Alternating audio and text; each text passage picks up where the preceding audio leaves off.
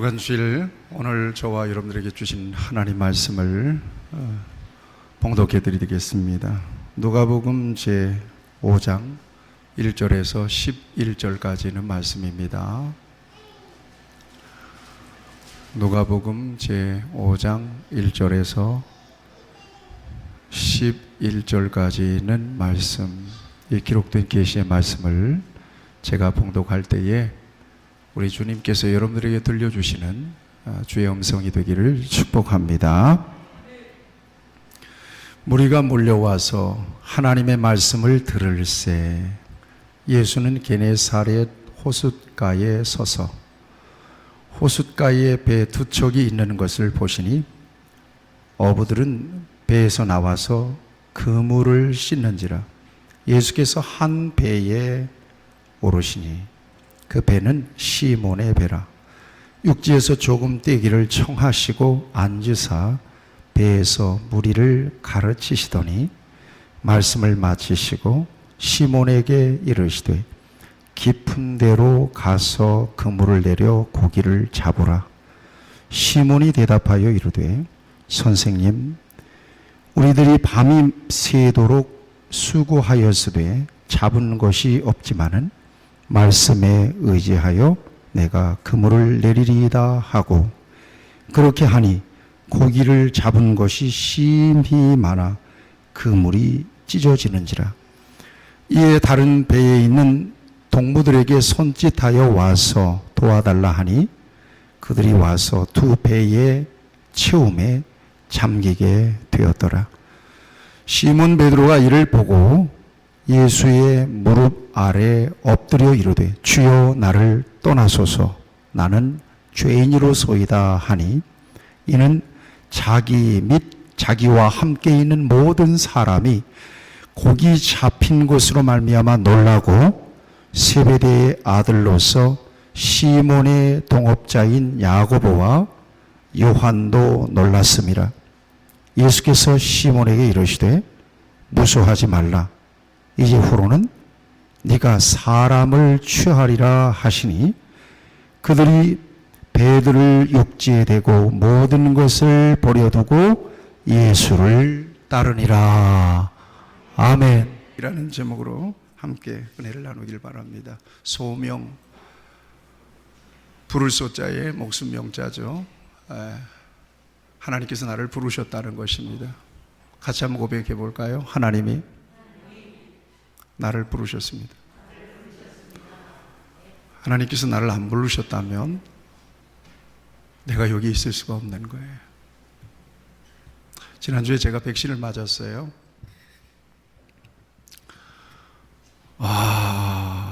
힘들던데요, 전날. 저녁에 잠을 못 잤습니다. 12시까지 뜬 눈으로 새다가 자정쯤 일어났습니다. 이거 해열제를 하나 먹고 자야 되는 것보다 너무 부대껴가지고 도저히 누울 수가 없는 거예요.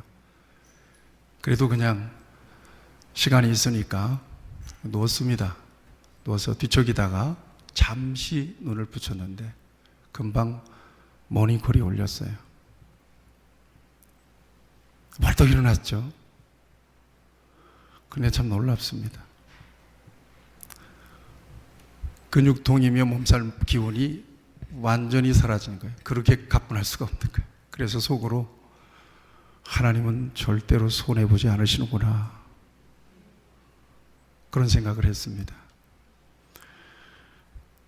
그리고 예배당에 나오는데 그렇게 상쾌할 수가 없어요.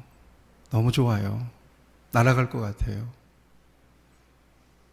그리고 성전에 무릎을 꿇었는데 갑자기 제 마음속에서 하나님, 나는 당신의 노예입니다, 그런 고백이 터져 나왔어요. 나는 당신의 노예입니다. 노예는 아프면 안 되죠. 노예는 아플 수도 없습니다. 노예는 아파도 일을 해야 합니다. 그런데 뭉클한 감격이 오면서 눈물이 터져 나왔어요. 그렇습니다. 저는 노예입니다. 노예는 자기 주권이 없습니다. 제가 신학교 때 모든 신학 서적의 표지에다가 막 헬라어를 배웠을 때 그 단어를 써놨어요. 호 둘로스토 투 데우, 호 둘로스토 투 데우. 하나님의 종, 하나님의 종. 노예의식으로 목회해야 되겠다. 종의식을 가지고 목회해야 되겠다. 이것은 저희 진심입니다. 그리고 진심한 고백입니다. 하나님이 저를 불러내셨고 하나님의 종으로 삼아주셨고 지금까지 주의 종으로 살았고 앞으로도 주의 종으로 살다가 세상을 떠나게 될 것입니다. 제 주권은 없는 겁니다. 적어도 제가 종이라고 고백했을 때, 하나님이 종으로 나를 부르셨을 때,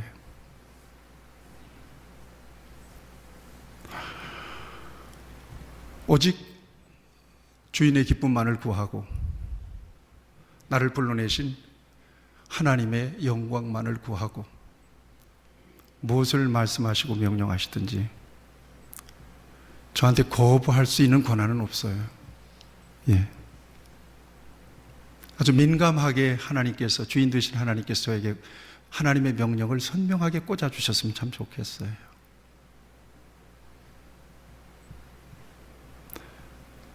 여러분, 그런데 저만 그러냐? 그렇지 않아요. 여러분들도 하나님이 불러내셨어요. 아멘 합시다. 아멘. 여러분들도 하나님이 불러내셨어요. 그래서 하나님 자녀 삼아주셨고요. 그래서 여러분들에게 각양 특별한 직분들도 주셔서 그 직분들을 감당하게 하세요. 어떤 사람은 교회에는 네 종류의 사람이 있다고 그래요. 하나는 사명자가 있다. 사명자는 온전하게 가치의 우선순위를 하나님께 드리고 충성하는 사람이 교인들 가운데 있답니다. 많지는 않지만은. 그런가 하면 충성자가 있대요. 충성자는 맡겨진 일에 최선을 다해서 그 일을 완수하는 사람이랍니다. 이게 충성자래요. 또 한 사람은 헌신자가 있답니다. 헌신자는 묵묵히, 누가 보든 안 보든 묵묵히 하나님의 영광과 하나님의 나라를 위해서 일하는 사람이래요. 하나님의 교회를 위해서 일하는 사람이래요. 묵묵하게, 조용하게. 이게 헌신자래요. 그런가 하면 교인이 있답니다. 교인. 교회에서 특별한 사역은 없지만 조용히 와서 하나님 앞에 경건되게 예배하고 돌아가는 교회 멤버십을 가진 사람이죠. 그런데 어떤 종류의 그리스도인이든 이 사람들이 가진 공통점이 있습니다. 누가 부르셨다고요? 하나님이 불러내셨다는 것입니다. 홀링하셨다는 거예요. 소명하셨다는 것입니다. 그래서 자녀 삼아 주셨을 뿐만 아니라 각양 그 같은 직분을 주셔서 주를 위해서 일하게 하시는 거죠. 그 같은 점에서 오늘 저와 여러분들은 소명자들이며 소명의식을 가지고 살아야 되는 사람들인 것을 믿습니다. 우리 한국 교회가 소명자, 사명자를 교회에 국한 딱 시켜서 교회에서 특별하게 부르심을 받은 교역자들이나 아니면 사역자들, 이런 사람들만 주로 소명자요, 사명자인 줄 알아요. 그렇지 않습니다. 넓은 의미에 있어서 왕 같은 제사장으로 하나님은 저와 여러분들을 부르셨어요. 우리 같이 고백합시다. 하나님이 나를 부르셨습니다. 오늘 예배 가운데서 하나님께서 정말 나를 부르셨구나, 이런 소명의식이 여러분들에게 심어져서 2022년도를 소명의식을 가지고 살아낼 때 과연 2022년도는 정말 하나님이 책임지시는 그런 해가 될 줄로 믿습니다. 이렇게 하나님이 우리를 불러내신 이후에 우리의 삶이 달라졌잖아요. 우리의 마음이 달라졌잖아요. 여러분들 더 이상 세상을 위해 살지 않잖아요. 그렇죠? 그렇죠? 여러분들의 인생의 방향은 어디에 있어요? 하늘에 있단 말이죠. 하나님께 여러분들 자신만을 위해 살지 않잖아요. 하나님의 영광을 위해 살잖아요. 이렇게 엄청난 삶의 변화, 가치의 변화가 저와 여러분들에게 온 것이거든요. 그런 차원에서 여러분들이 어디에 있든지 간에 무슨 사업을 하든지 직장에 가든지 무엇을 하든지 간에 무슨 의식을 가지고 소명의식을 가지고 그러면 그 사업처, 직장, 여러분들의 모든 그 일은 누가 맡겨주신 일? 하나님이 맡겨주신 일. 아유, 목사님 공장 다니는데 무슨 그게 하나님의 일이에요? 내 일이지? 그렇지 않습니다. 그게 하나님의 일입니다. 그 의식을 가지고 그 마음을 가지고 살아내야 되는 것입니다. 이것이 바로 저와 여러분들의 삶입니다. 그런데 대부분 성도들이 이런 소명의식을 가지고 사는 사람들이 그렇게 많지는 않습니다. 그러나 우리 빛내리 교회 성도들은 소명의식을 가지고 여러분들이 남은 인생을 살아낼 수 있게 되기를 주님의 이름으로 축원드립니다. 오늘 본문 말씀은 베드로를 제자로 부르시는 장면입니다. 예수님께서 가는 곳마다 수많은 사람들이 인산인해를 이루었어요. 예수님께 나가면 수지 맞는 일입니다. 어떤 사람들이 예수님께 갔겠어요? 몸이 아픈 사람들, 또 마음이 병든 사람들, 심령이 허전한 사람들, 이런 사람들이 예수님께 찾아간 거예요. 근데 예수님은 다 받아주세요.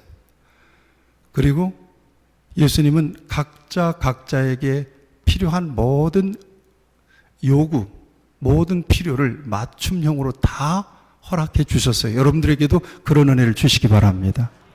어떤 마음을 가지고 여기 오셨든지 여러분들의 마음이 채워지기를 바랍니다. 아멘. 여러분들의 간절한 기도가 응답되기를 바라요. 하나님께서 여러분들을 터치한 흔적들이 이 한 주간에 경험되기를 축복합니다.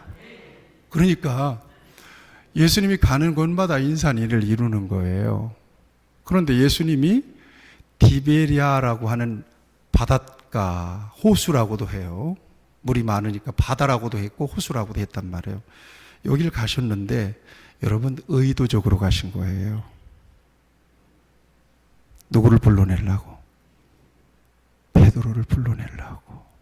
예수님은 우연히 움직이시는 분이 아닙니다. 의도와 목적을 가지고 움직이세요. 아멘. 여러분들을 그냥 우연히 불러내셨겠어요? 이 지상에 하나님의 교회, 빛내리 교회가 우연히 생겼겠어요? 그렇지 않아요. 의도와 목적을 가지고 불러내셨고 하나님의 교회를 세우셨어요. 의도적으로 가셨어요. 그런데 막 사람들이 너무 밀려오는 거예요.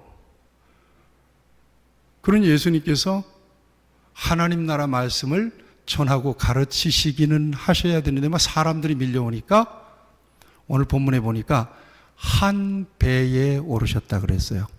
딱 정관사를 짚어서 한 배에, 그 배를 꼭 집어서 올라가신 거예요. 그런데 그 배가 두 척이 있었다고 본문은 소개하고 있거든요.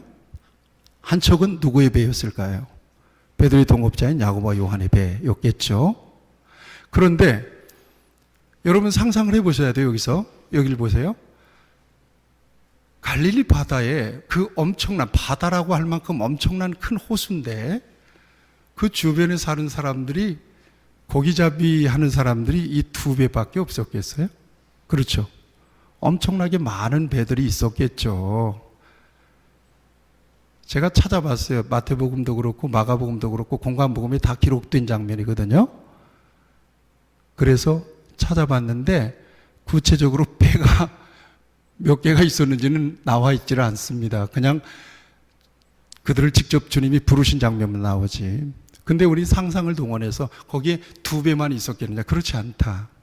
2배만 있더라도 우리 예수님께서 한 배에 오르세요. 그리고는 육지에서 배를 조금 뛰라고 그래요. 왜냐하면 사람들이 접근이 심하니까. 상상이 되죠? 뛰라고 그래요. 그리고는 거기에서 말씀을 전합니다. 여기서 우선 우리가 생각해 볼 수 있는 것이 있어요. 저를 따라서 해보세요. 한 배.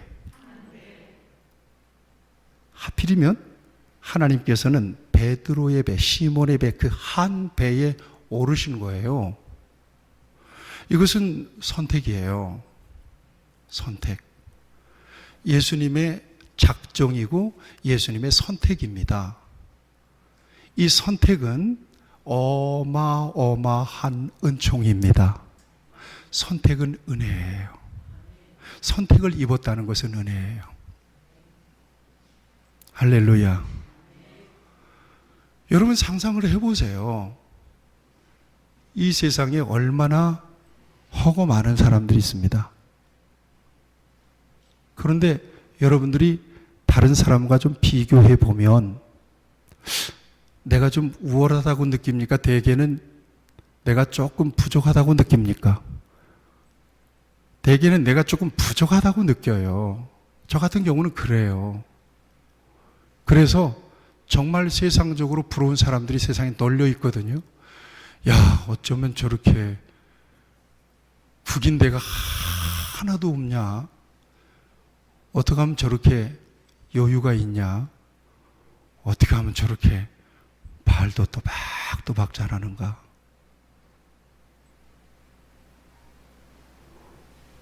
여러분, 그런 사람들이 많단 말이에요. 그런데 우리 하나님께서는, 우리 주님께서는 지금 어느 배?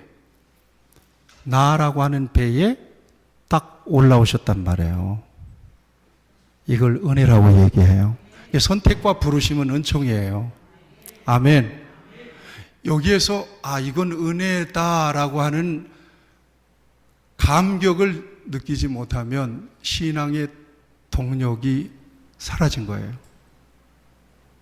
이건 은혜구나. 이건 축복이구나. 여기에서 진정한 감격이 사라졌다면 그 신앙생활의 엔진이 꺼진 거예요. 여기에서부터 영적 신앙생활은 시작됩니다. 그 감격이 충만하면 충만할수록 우리의 신앙생활의 에너지는 더 분출하게 되어 있습니다.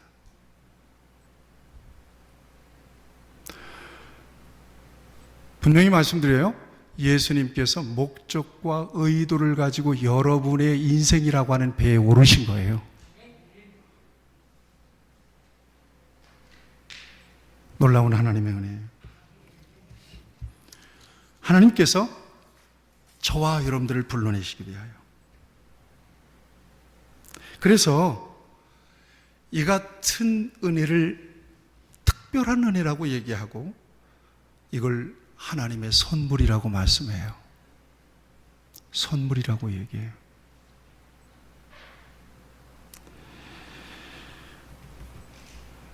오늘 저와 여러분들은 하나님의 이 같은 선택을 받았기 때문에 여기에 있는 것입니다. 그런데 생각을 해보세요. 계속해서 저와 여러분들이 정말 선택받을 만한 자격이 있는 것 같습니까? 그렇지 않죠. 저와 여러분들 스스로를 너무 잘 알아요. 저도 스스로 느끼고요. 여러분들도 스스로 수시로 느낄 수 있을 거라고 생각해요. 그래서 사도 바울은 그런 고백을 해요. 사도 바울도 그렇게 느꼈어요. 나 같은 것을, 죄인 중에 괴수를 불러내셔서 주의 종을 삼으셨답니다. 그러면서 하나님의 선택에 대한 기준을 다음과 같이 말씀하고 계십니다. 고린도전서 1장 형제들아, 26절에서 29절까지는 말씀입니다. 잘 들어보세요. 형제들아, 너희를 부르심을 보라. 여기에 저와 여러분들이 있어요. 육체를 따라 지혜로운 자가 많지 않으며 능한 자가 많지 않으며 문벌 좋은 자가 많지 않으냐 하도다. 그러나 하나님께서 세상에 미련한 것들을 택하사 지혜 있는 자들을 부끄럽게 하려 하시고 세상에 약한 것들을 택하사 강한 것들을 부끄럽게 하려 하시며 하나님께서 세상에 천한 것들과 멸시받는 것들과 없는 것들을 택하사 있는 것들을 폐하려 하시나니 이는 아무 육체도 하나님 앞에서 자랑하지 못하게 하려 합니다. 대단한 사람을 불러냈다면 그래, 이 정도 되니까 하나님 나를 불렀겠지, 그럴 거란 말이에요. 그런데 아무리 생각해도 내놓을 게 없어. 이건 은혜지.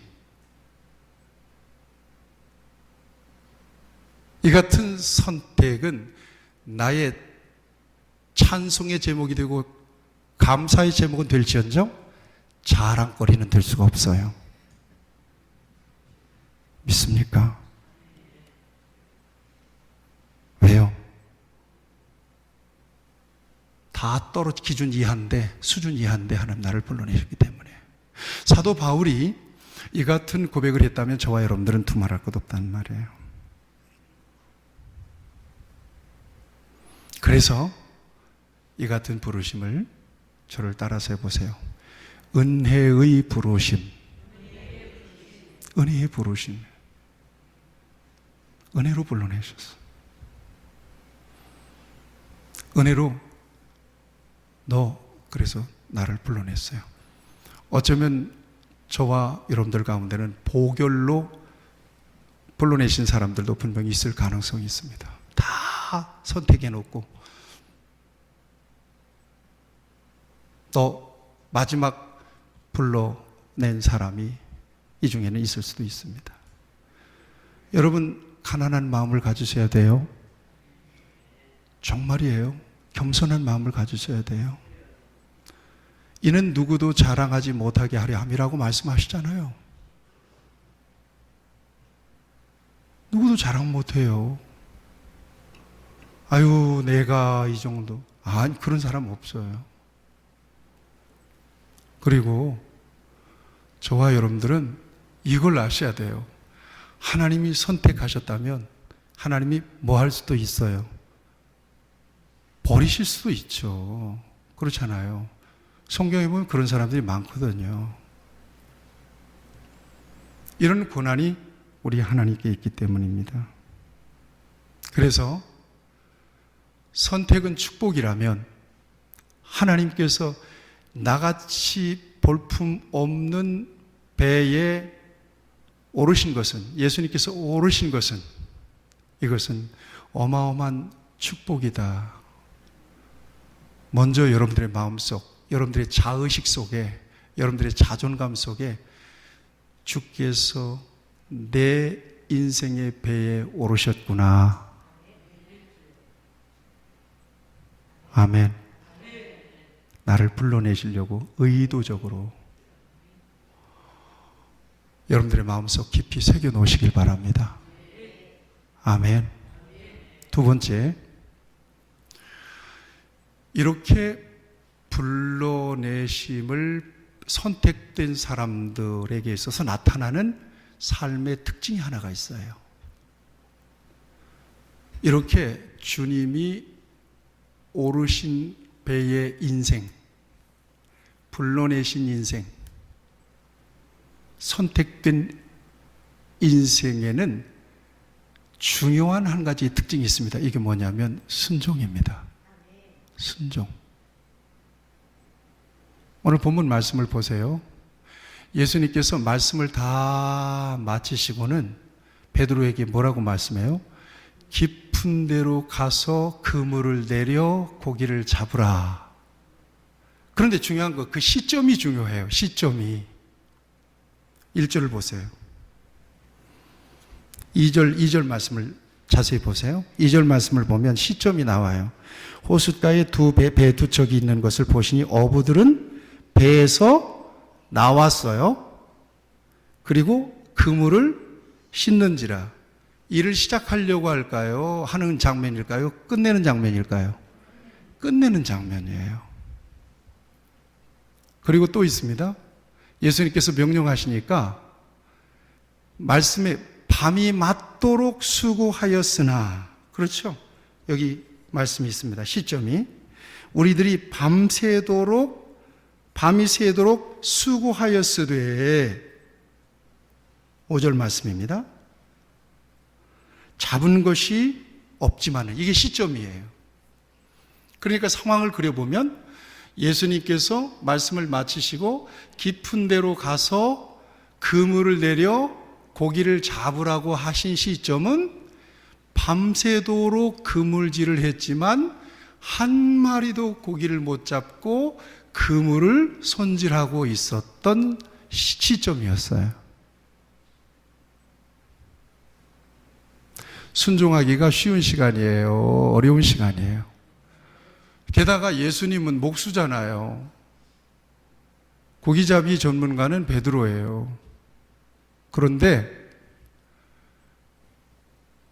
깊은 데 가서 그물을 내려 고기를 잡으라고 하는 예수님의 명령을 도대체 어떤 마음인지 몰라도 그대로 순종합니다.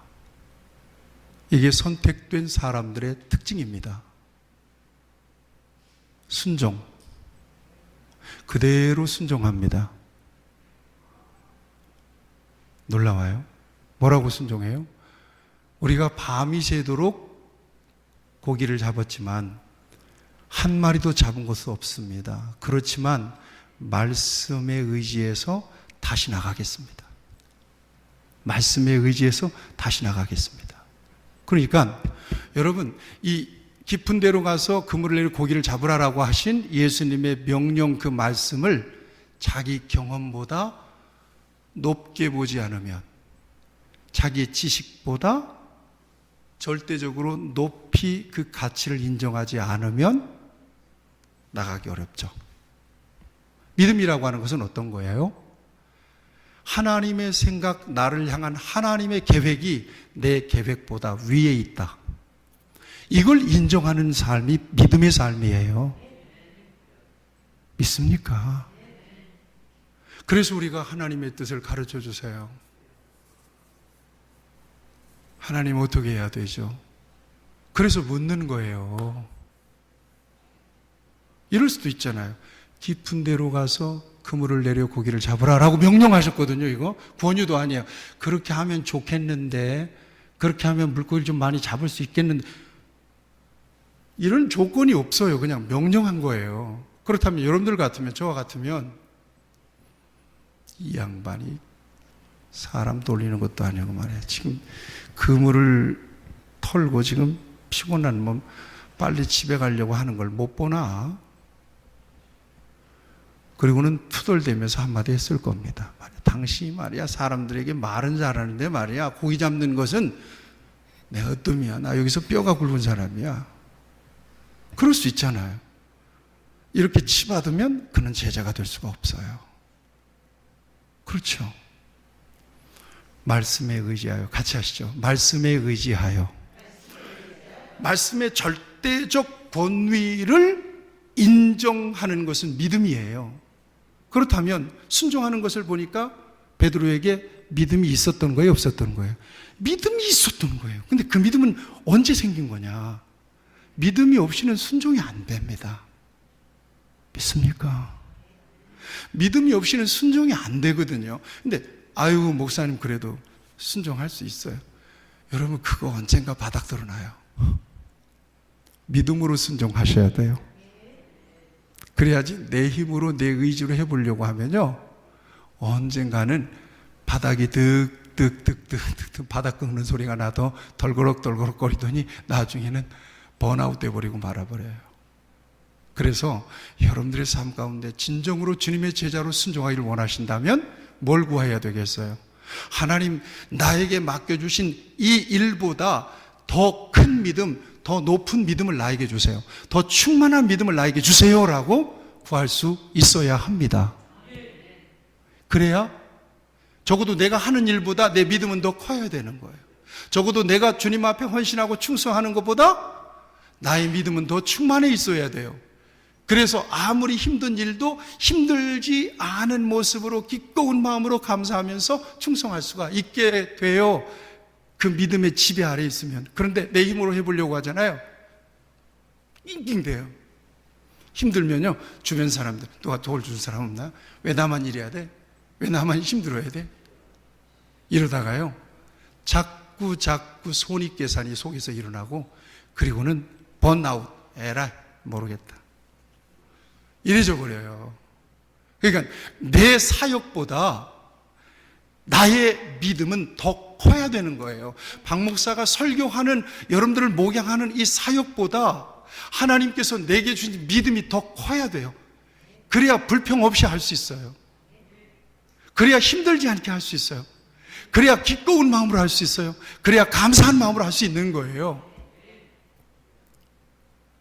여러분, 교회에서 헌신하시는 분들 믿음 구하세요. 여러분들의 힘으로 하시면 안 돼요. 믿음을 구하셔야 돼요. 믿음은 여러분들의 일보다도 더 높이 와야 돼요. 더 충만하게 와야 돼요. 그래야 여러분들이 넉넉하게 할 수 있어요. 사람 눈치 안 보고. 할렐루야. 그래서 여러분, 배를 몰고 다시, 그물을 다시 싣고 배를 몰고 나간다는 거예요.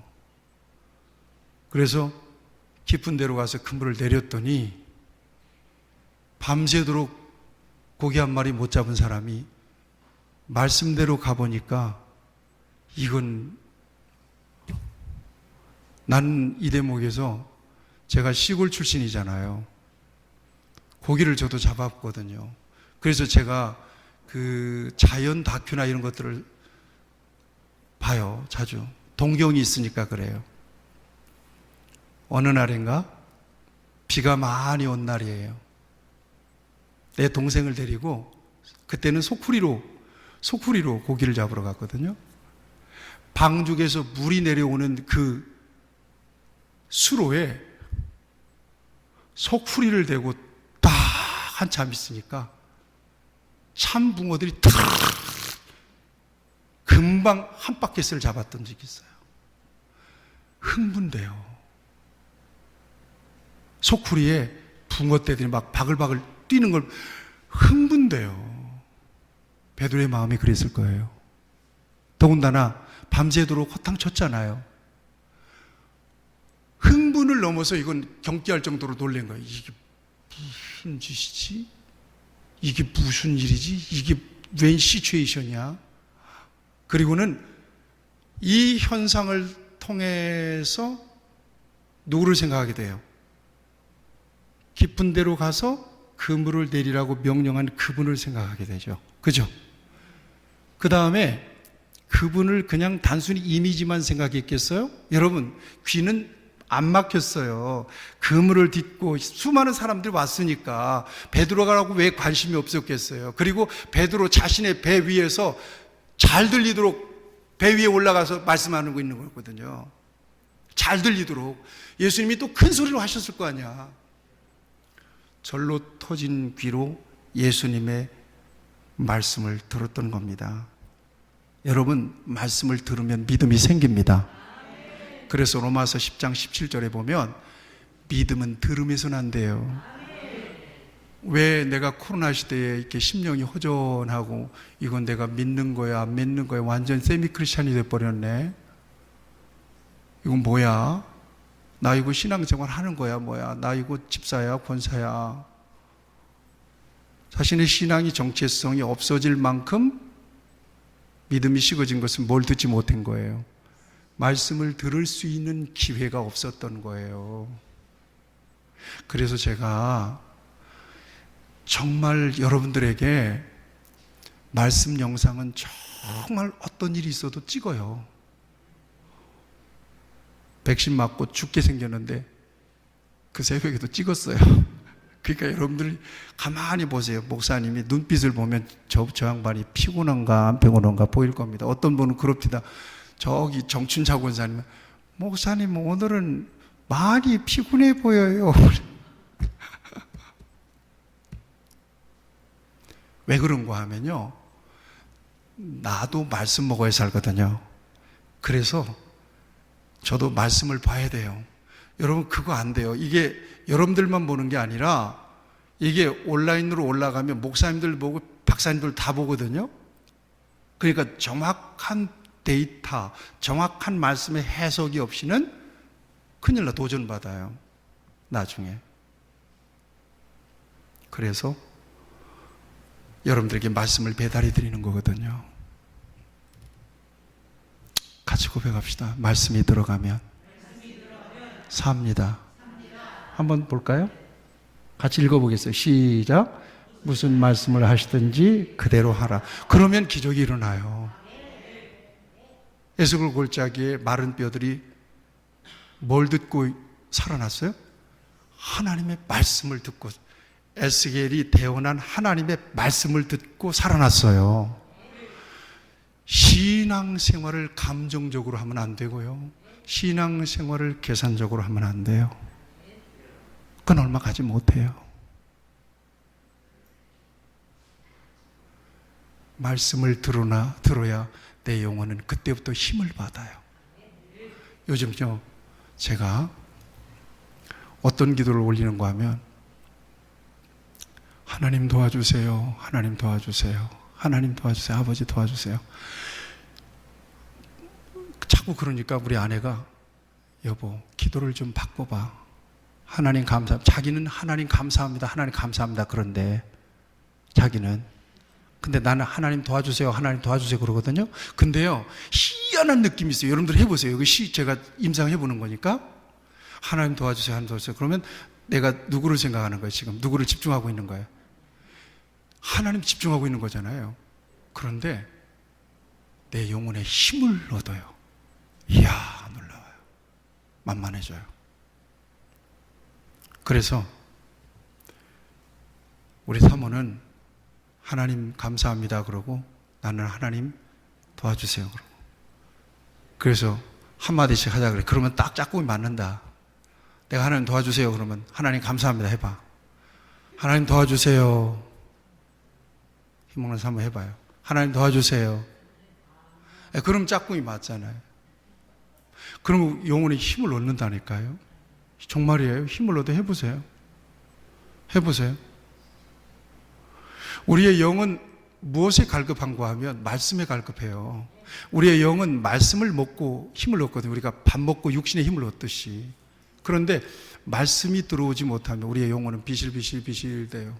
탄수화물 안 먹어가지고 힘이 척 쳐진 것처럼 말할 기운도 없어. 우리의 영혼이 힘을 얻으면, 잃어버리면 금방 누가 와서 속삭인가 하면 사탄이 와서 속삭여. 야, 돌로 떡을 만들어 먹어. 그런단 말이에요. 사탄이 금방 온단 말이에요. 그래가지고는 지방법대로 먹고 살도록 길을 열어줘요. 이것도 있었네. 괜히 내가 이러고 있었구만. 그런단 말이에요. 헐렁헐렁 집어먹다 보면 어느 순간에 사탄의 졸개가 되어버리고 마는 거죠. 같이 고백합시다. 하나님의 말씀은 살아있습니다. 능력이 있습니다. 그래서 순종할 때 기적이 일어나거든요. 자, 보세요.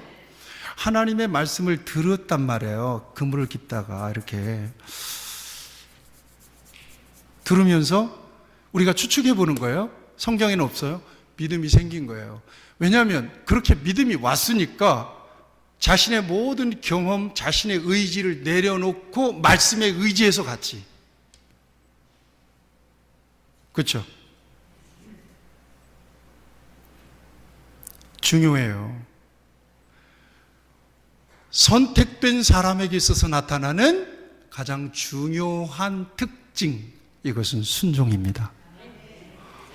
순종은 누구를 뛰어넘어야 돼요? 자신을 뛰어넘어야 돼요. 나 자신을 뛰어넘어야 돼요. 제일 순종의 걸림돌이 되는 게 뭔 줄 아세요? 내 자아예요. 자아. 그래서 여기서 많은 계산을 다 하죠. 이걸 뛰어넘지 못해요. 베드로가 여기서 계산을 많이 했더라면 순종 못했어요. 이 사람이 말만 하네, 말한다고 뭐 그러면서 말해요. 그랬을 겁니다. 여러분, 순종을 통해서 부르심을 받았는지, 주님이 내 안에 계시는지 알 수 있어요. 하나님 우리를 부르실 때요, 하나님 우리를 부르실 때 아까 얘기했죠. 고린도서 1장에 소위 그냥 토탈해서 문열이 같은 나를 불러내셨어요. 누가 걱정이 많으실까요? 하나님이 걱정이 많으시겠지. 아이고 저거 설교하라고 세워놓으니까 순전히 엉뚱한 소리 하고 있네. 하나님이 다 설교자로 세워놓고 발발 떠실 것 같아. 저놈이 또 무슨 말을 하나 저거. 아이고 저 입을 좀 통제할 수 없고. 여러분들도 마찬가지지 않겠어요? 그러나 또 때때로 이럴 때도 있어요. 하나님께서 불러서 미션을 주셨어요. 여러분들에게 사업처를 주셨잖아요. 그렇죠? 여러분들에게 어떤 직장을 주셨어요. 어떤 하나님의 어떤 그 명령을 주셨어요. 일을 주셨어요. 그랬을 때 하나님이 굉장히 걱정스러워요. 걱정스러우면 하나님이 그냥 어떻게 하나 보자 그러고 계실까요? 아니에요.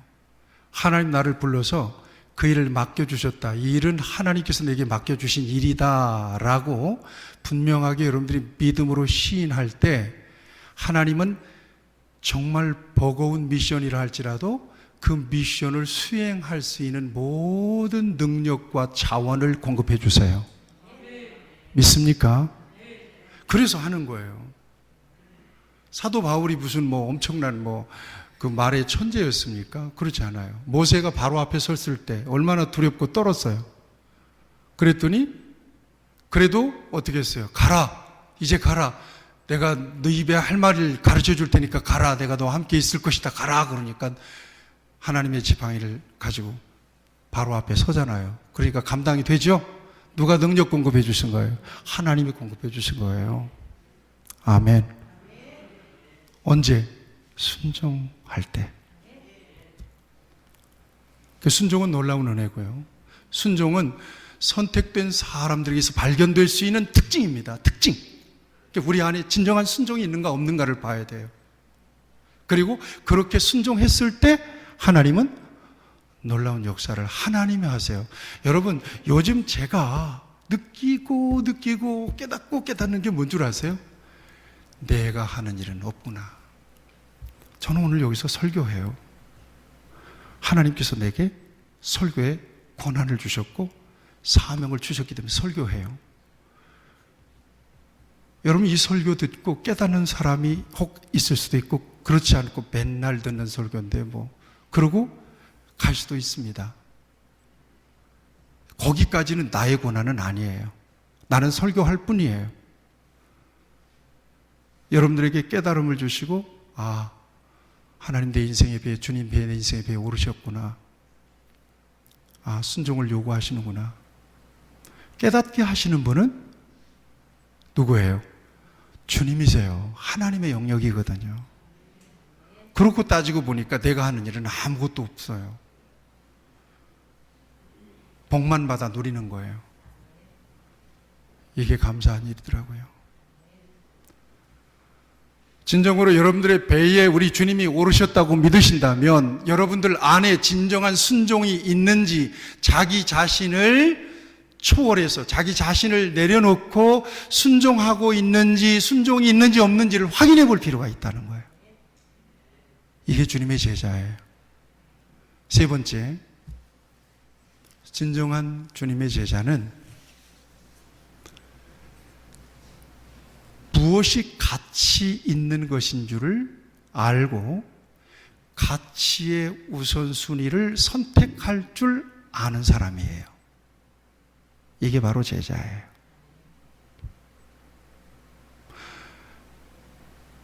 베드로가요, 다른 배까지 불러다가 배가 잠길 만큼 물고기를 잡았어. 그리고는 육지에 도착했잖아요. 그러면 여러분들 같으면 어떤 생각을 하겠어요? 저 같으면 그럴 거라고 생각이 돼요. 여보, 와, 오늘 대박. 나 어저께 일 나갔잖아.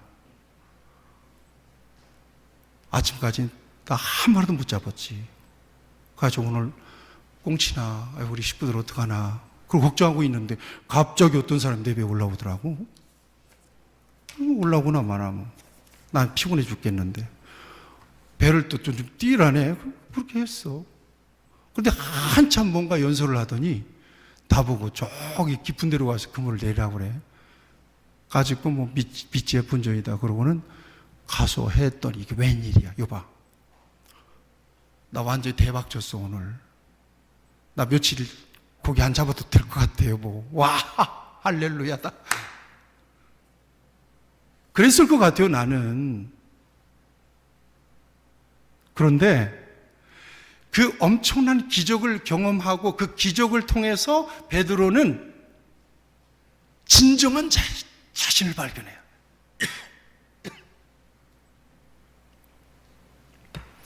진정한 자신을 발견하는 거야. 자신의 실존을 보는 거예요. 자신의 실존을.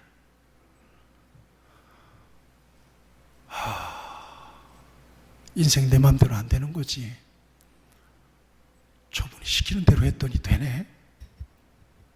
그럼 나는 뭐고 저분은 누굴까? 나는 누구고 저분은 누구냐? 그러면서 자신의 모습을 보는 거예요. 여러분들이 이거 보여야 돼요. 여러분들에게 있어서 예수님이 어떤 분인지가 보여야 되는 거예요. 아멘. 그리고 예수님 앞에서 여러분들이 어떤 사람인지가 분명하게 리얼하게 보여야 돼요. 여기서부터 주님과 나와의 관계는 새롭게 정립이 돼요. 믿습니까? 이게 안 보이면 그냥 예수님은 나의 신이야. 나는 예수 믿고 구원받았어. 나 신앙 고백해요. 예수 믿어요. 교회 예배 드려요. 11조 생활 잘하거든요. 그런데 예수님과 나 사이에서 일어나는 스토리가 안 생겨. 사건이 일어나지가 않아. 뭔가 그 수준에서 제자리 걸음만 하고 있는 거야. 왔다 갔다 왔다 갔다. 그러니까 내가 교회 왔다 갔다 하고 주님을 만난 자리만 반질반질하고 있어요. 전혀 내 인생은 진척이 안 돼. 오늘 하나님께서 여러분들에게 주의 음성으로 들려주시기 바라요. 그런데 하나 주님을 만난 사건을 통해서 단지 물고기만 본 게 아니라, 단지 대박 났다고만 생각한 게 아니라, 단지 육신의 생각만 갖고 있었던 것이 아니라 한 단계 그의 관점이 성장한 거란 말이에요. 한 단계 그 관점이 열린 거예요. 저분은 누구지? 이렇게 된 거예요. 나는 뭐야? 그러면서 배를 육지에 대자마자 예수님의 무릎에 엎드립니다. 무릎 아래. 그리고는 고백하는 게, 주여 나를 떠나소서, 나는 죄인입니다. 여러분, 예수님을 바라보고 죄인이라고 고백하는 것은 그 인생에 엄청난 사건이 일어난 거예요. 한 번도 고백해 본 일이 없어. 한 번도 그 같은 마음을 가져본 일이 없어. 그냥 고기나 잡아서 식구들 건사하고 내 인생은 이렇게 사는 거야. 그런데 내 인생의 또 다른 차원을 발견해 버렸어요. 여러분들, 오늘 여러분들에게 그런 눈이 열렸으면 좋겠어요. 여러분들이 최선을 다하고 가장 부자로 남은 인생 최선을 살아도 10년 살면 여러분들의 인생은 쭉. 근데 그것이 목적이에요? 그것이 목적이냐고요? 그 목적은 아니지요. 목적은 아니어야 돼요. 필요한 것이 돼야 돼요. 그것도 누구를 위하여? 백문일답이죠. 돈은 누구를 위해서 벌어야 되죠? 백문일답 해보세요. 우리는 누구를 위해 살죠? 우리 인생의 목적은 뭐예요? 할렐루야. 그거예요. 하나님의 영광을 위해서 필요한 것 뿐이에요.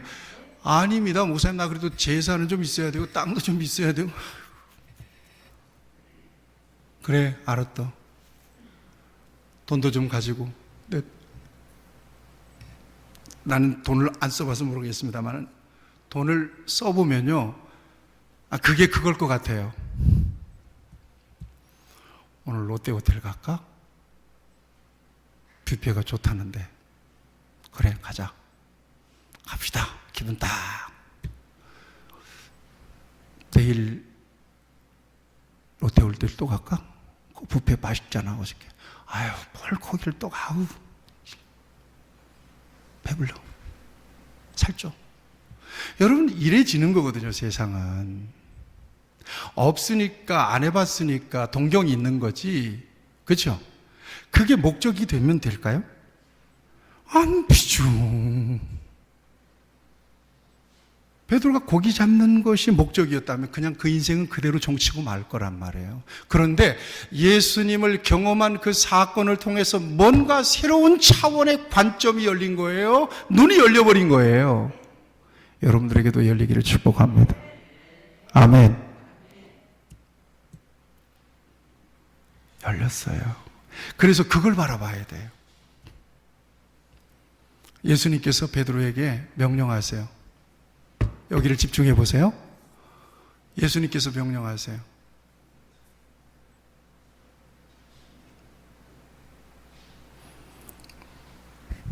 뭐라고 말씀하시죠? 여기 보니까. 자, 우리 다 같이 10절 말씀을 보겠습니다.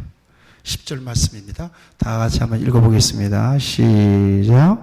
세베대의 아들로서 시몬의 동업자인 야고보와 요한도 놀랐습니다. 예수께서 시몬에게 이르시되 무서워하지 말라. 이제 후로는 네가 사람을 취하리라 하시니. 네가 사람을 취할 것이다. 네가 사람을 취할 것이다. 사람 낚는 어부가 될 것이다. 예수님께서 제자로 그를 불러내신 거란 말이에요. 제자로. 너 내 제자가 된다. 이제 나와 함께 사람을 취하게 될 것이다. 그러자 어떤 역사가 일어났어요? 11절 나같이 읽겠습니다. 시작.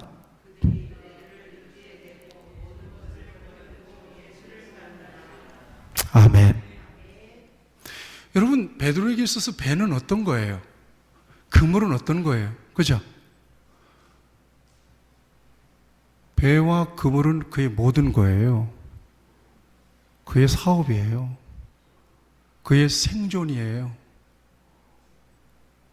그에게 있어서의 최고의 가치였어요. 이걸 버려요? 버리면 어떡하려고? 뭐 하려고요? 버리고 난 다음 어떡하려고? 계산이 안 돼요? 버리고 난 다음에 어떡할 거예요? 베드로의 마음속에 예수님의 부르심에 대한 소명이 안 생겼더라면 이건 절대로 못 넣는 거예요. 여러분, 가장 무서운 게 밥그릇이 걸린 거예요. 이거 건들면 걔도 물잖아요. 이걸 놔요? 그런데 이걸 놨어요, 안 놨어요? 놨죠. 놓을 수 있는 것은 뭐예요? 왜 놨을까요, 이걸?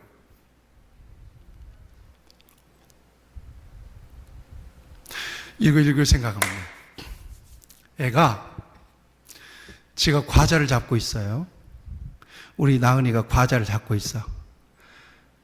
엄마가 뺏으려고 해도 안 놔. 아빠가 뺏으려고 하면도 안 놔. 그런데 저는 나은이 걸 뺏을 수 있어요. 어떻게 뺏을 수 있을까요?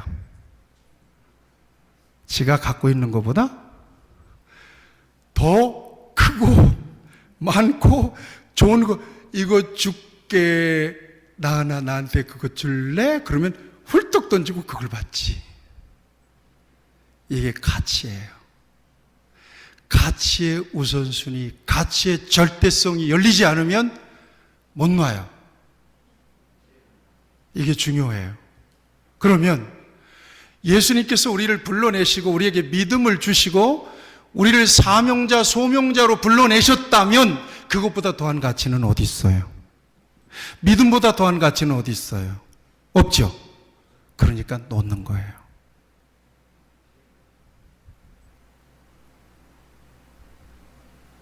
그래서 하나님의 영광을 위해서 살아가는 거예요. 아멘. 주님을 따르는 것보다 더 귀한 가치는 없습니다. 그래서 여러분, 베드로부터 시작해서 여러분, 예수님의 제자들은 그렇게 부름받아 가지고 다 숨겨버렸잖아요. 베드로도. 그렇게 부름받은 이후에 공생의 3년 동안 베드로는 예수님과 함께 했어요. 그리고 예수님 십자가 지시고 죽으시고 부활하시고 승천하신 이후에 오순절 성령 받고 복음의 도구가 되고 순교하잖아요.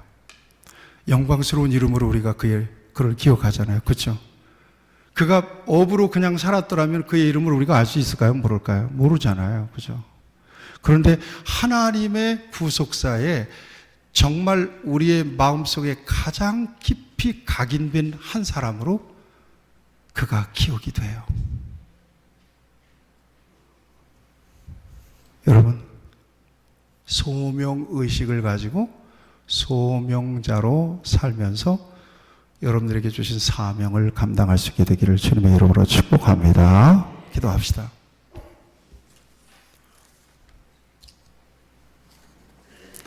이 말씀을 지해서 잠시 여러분들의 마음속에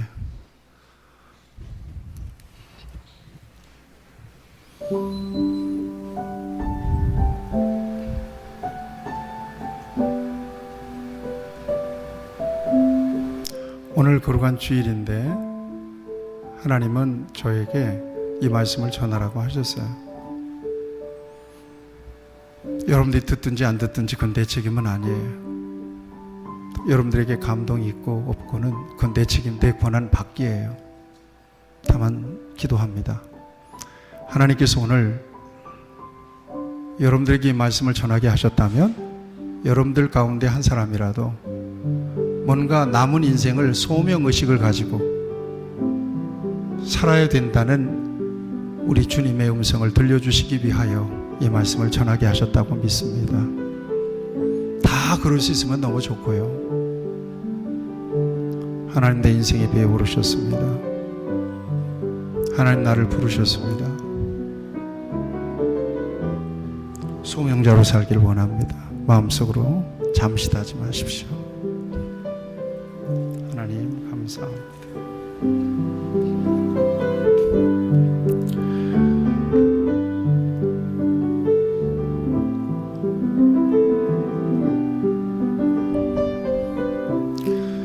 하나님 아버지, 하나님께서 오늘 귀한 말씀을 듣게 하십니다. 각자에게 주신 은혜를 따라 응답할 수 있게 하여 주시옵소서. 예수님의 이름으로 기도하옵나이다. 아멘.